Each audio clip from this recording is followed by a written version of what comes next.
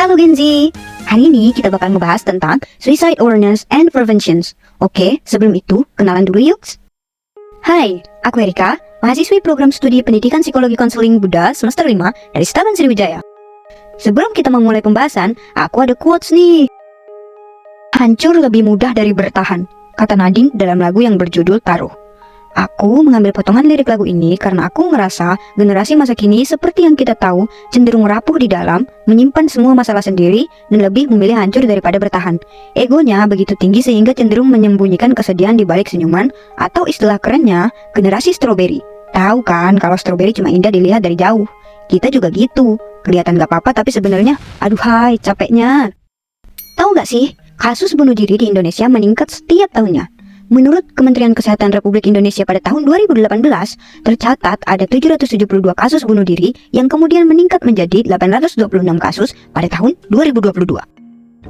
Sedangkan menurut Komnas Perempuan, pada Januari sampai Juni 2023, terdapat 663 kasus bunuh diri yang tercatat pada laporan Polri. Waduh, emang gak bahaya? Jelas bahaya! Sebelum melanjutkan ke penjelasan tentang penyebab terjadinya bunuh diri, yuk kita simak video berikut.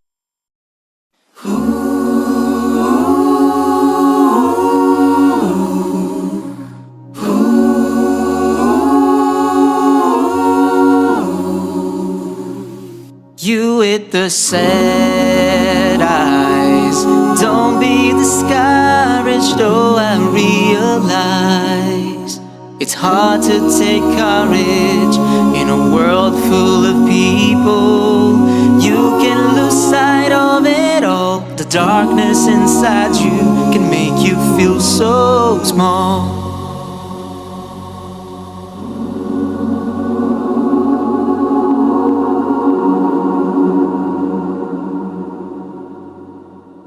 I see your true colors shining through. I see your true colors, and that's why I love you.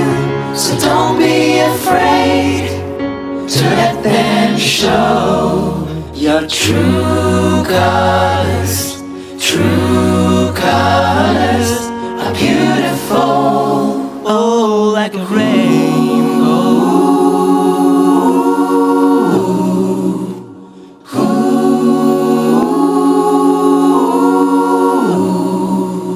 Nah, gimana rasanya habis nonton video tadi? Sedih? Atau marah? Video tadi merupakan gambaran dari bentuk tenggelam yang dirasakan orang-orang sebelum munculnya ide untuk bunuh diri. Tergambar jelas ya, peran orang lain itu penting banget. Oke, kalau kita udah tahu tentang gimana gambaran OKBD atau orang dengan kecenderungan bunuh diri, kita juga harus tahu penyebabnya. Menurut Jurnal Keperawatan, analisis faktor penyebab ide bunuh diri pada tahun 2021, penyebabnya ada 2 faktor, yaitu faktor internal dan faktor eksternal. Nah, di faktor internal, yang pertama ada faktor biologis. Faktor biologis ini biasanya muncul karena individu memiliki penyakit turunan atau bawaan lahir yang menyebabkan individu merasa kurangnya kualitas hidup dan munculnya ketidakpuasan dalam hidup yang akhirnya menyebabkan timbulnya ide untuk bunuh diri. Kedua, faktor demografi. Demografi berkaitan dengan kependudukan seperti usia, gender, ras, suku, dan lain-lain. Contohnya, pada usia remaja akhir dalam rentang usia 18-22 tahun. Pada rentang usia tadi, rawan banget muncul ide buat bunuh diri. Kenapa? Karena di umur segitu semua orang lagi sibuk ngejar sesuatu. Ada yang udah nikah, ada yang udah kuliah, ada yang udah punya rumah, ada yang udah kerja. Kemudian kita bakal ngebandingin diri sendiri sama pencapaian orang lain, dan itu bikin kita insecure, soalnya kita ngerasa diri kita nggak ada apa-apanya. Makanya ide buat bunuh diri bisa muncul. Ketiga, faktor psikologis. Faktor psikologis ini biasanya macam-macam. Misalnya stres karena putus cinta padahal udah bucin sebucin-bucinnya, atau karena gak keterima di PTN yang dipengen. Hal-hal semacam itu bikin kita ngerasa putus asa, gak berharga, dan sebagainya. Mau makan gak enak, susah tidur karena masalah yang datang benar-benar ngeganggu psikologis kita. Keempat, perilaku menyimpang. Misalnya mabuk-mabukan atau mengkonsumsi obat-obatan terlarang. Ketika seseorang mengalami putus cinta atau gak masuk PTN yang dipengen, terus mabuk, dia bakal lupa sama dunia, galau segalau-galaunya sampai mikir pengen bunuh diri karena hidup udah gak ada gunanya. Nah, yang kelima dan terakhir dari faktor internal yaitu gaya hidup. Gaya hidup yang buruk juga bisa menimbulkan ide bunuh diri. Misalnya sering bergadang, jarang olahraga, atau pola makan yang gak teratur. Hal-hal semacam itu bisa bikin kualitas hidup seseorang menurun.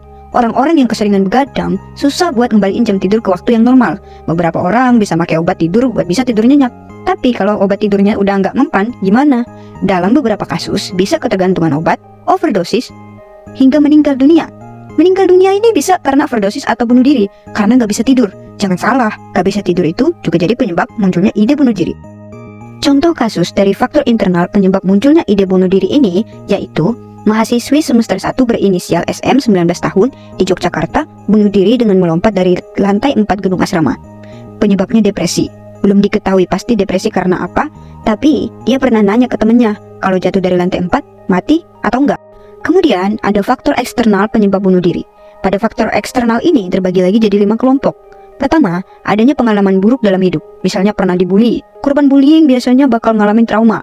Dia bakal ngerasa dirinya nggak berharga, takut buat bersosialisasi, merasa tertekan, dan bisa muncul ide buat bunuh diri. Kedua, faktor broken home. Anak broken home biasanya lebih rentan kalau soal timbulnya ide bunuh diri, karena mereka tinggal sama salah satu orang tua mereka. Anak broken home juga punya masalah emosional dan kurang dukungan dari kedua orang tuanya. Juga kurang kasih sayang. Mereka jadi ngerasa kesepian, gak berharga, ngerasa gak disayang, gak diperhatiin, minder sama orang lain yang punya keluarga cemara. Hal ini bisa menimbulkan ide bunuh diri. Contoh nyata dari faktor eksternal ini yaitu seorang pria lanjut usia berinisial S, 66 tahun tewas bunuh diri dengan menabrakkan diri ke rel kereta listrik atau KRL di daerah Daru, Kota Tangerang. Penyebabnya masalah ekonomi. Bapak ini sebelumnya juga pernah melakukan percobaan bunuh diri, tapi gagal karena ketahuan dan bisa ditolong. Kebayang gak sih? Udah tua, maunya nikmatin masa tua, tapi makan aja susah, gak tahu besok mau makan apa karena masalah ekonomi. Nah, karena kita udah tahu faktor apa aja yang jadi penyebab seseorang bunuh diri, kita juga harus tahu gejalanya, biar kalau ada apa-apa kita bisa peka sama lingkungan di sekitar kita.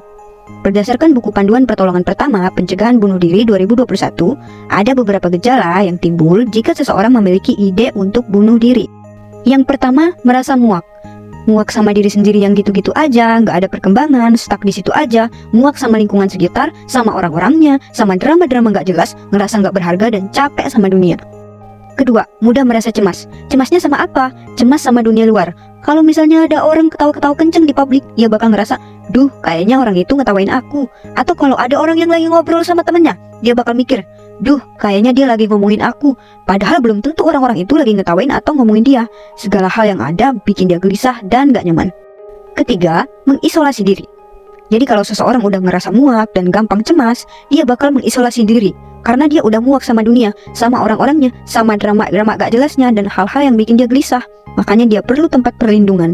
Misalnya apa? Mengurung diri di kamar atau di rumah, jarang keluar rumah, dan jarang berinteraksi sama orang sekitar. Keempat, merasa kesepian. Nah, kalau seseorang udah merasa muak, mudah cemas, kemudian mengisolasi diri, dia bakal merasa kesepian. Di tempat ramai sekalipun dia bakal tetap merasa kesepian, merasa hampa, kosong, gak ada isi, karena gak tahu lagi mau gimana sama hidupnya. Kelima, self-harm. Self-harm ini gak cuma tentang nyayat tangan pakai silet sampai luka ya teman-teman, tapi juga misalnya hal-hal simple kayak ngatain diri sendiri. Misal, oh iya, aku emang bodoh, aku emang tolol, emang gak berguna. Yang seperti itu masih dalam tahapan self-destruktif. Contoh lainnya misal mogok makan, padahal udah lapar, narik-narik rambut sampai rontok, dan sebagainya yang menyebabkan ketidaknyamanan pada tubuh. Kalau kita udah tahu gejalanya, kita juga harus tahu gimana sih pencegahannya. Pertama, lakukan pendekatan. Misalnya, orang lain kelihatan murung dan gak punya semangat hidup. Kita bisa ajak ngobrol supaya dia lebih terbuka dan mungkin kita bisa bantu masalahnya. Tapi kita juga harus menyediakan cukup waktu buat mereka cerita tentang permasalahan mereka. Karena beberapa orang kadang enggan buat cerita. Kedua, bertanya. Kalau ada orang yang punya gejala bunuh diri, kita gak usah takut buat nanya, ataupun malah bertele-tele dalam bertanya. Langsung aja tanya, kamu pernah gak sih kepikiran buat bunuh diri? Maka kita bakal tahu jawabannya. Ini penting ya, ngobrolin soal bunuh diri sama sekali gak bakal ngemunculin ide buat bunuh diri di orang lain. Kalaupun misalkan mereka emang punya ide buat bunuh diri, kita bisa bantu mereka supaya mereka gak bunuh diri, karena tujuan kita ngobrol supaya kita bisa ngebantu mereka. Ketiga, jangan menghakimi. Kalau misalkan orang udah mau cerita soal masalahnya, tugas kita hanya mendengarkan dan ngasih saran kalau dia minta. Kalau dia gak minta saran, gak usah ngasih saran. Tapi kadang kita lupa soal itu, dan entah sengaja maupun gak sengaja ngasih komen negatif atau menghakimi orang yang cerita soal masalahnya ke kita dengan bilang, kamu sih, dan seterusnya, menyalahkan mereka. Hal kayak gitu bikin orang tersebut jadi enggan buat cerita ke kita, atau bahkan minder dan ikut-ikutan menyalahkan diri sendiri. Keempat, berikan afirmasi. Kalau misalnya seseorang punya gejala munculnya ide bunuh diri, kita bisa kasih afirmasi positif ke mereka. Kalau mereka merasa diri mereka gak berguna, gak berharga, hidupnya sia-sia, kita bisa kasih mereka afirmasi dengan bilang, Enggak kok, kamu berharga, kamu dicintai, orang lain butuh kamu, dan keberadaan kamu mungkin aja penting buat orang lain. Dengan memberikan afirmasi positif, akan memunculkan motivasi untuk terus hidup di diri mereka dan membantu mereka untuk bangkit. Kelima, jangan mengatakan sabar. Sadar gak sih, kita kadang gak sengaja bilang, sabar ya, kalau temen atau orang terdekat kita lagi cerita soal masalah hidupnya. Misal masalah percintaan atau masalah ekonomi. Ketika teman kita lagi cerita dan mungkin karena kita nggak tahu mau ngasih saran apa atau bereaksi seperti apa, jadi kita cuma bilang sabar. Padahal sebenarnya dengan bilang sabar itu sama sekali nggak membantu masalah mereka dan bahkan mungkin bikin mereka kesel karena mereka ngerasa masalah mereka nggak penting-penting amat buat kita dan ngerasa bahwa cerita soal permasalahan mereka ke kita adalah hal yang sia-sia. Karena itu kalau ada teman yang mau cerita ke kita soal masalah hidupnya, kita cuma perlu jadi pendengar yang baik.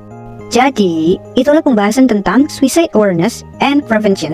Ingat ya, kalau ada teman kamu yang punya gejala bunuh diri, kamu bisa ajak dia ngobrol soal masalahnya atau nyaranin buat konsultasi ke psikolog. Terakhir, aku punya quotes nih dari Winston Churchill, yaitu, jangan pernah mengabaikan kehidupan. Ada jalan keluar dari segalanya kecuali kematian. Maksudnya, apapun masalah yang kamu hadapi, jangan pernah menyerah, karena semua masalah pasti ada jalan keluarnya. Mungkin aja jalan keluar kamu lagi dicor, atau lagi diaspal, atau lagi dibikin jembatan. Yang pasti ada jalan keluar. Sekian dari aku, makasih udah mau nyimak sampai akhir. Salam sehat, bye-bye.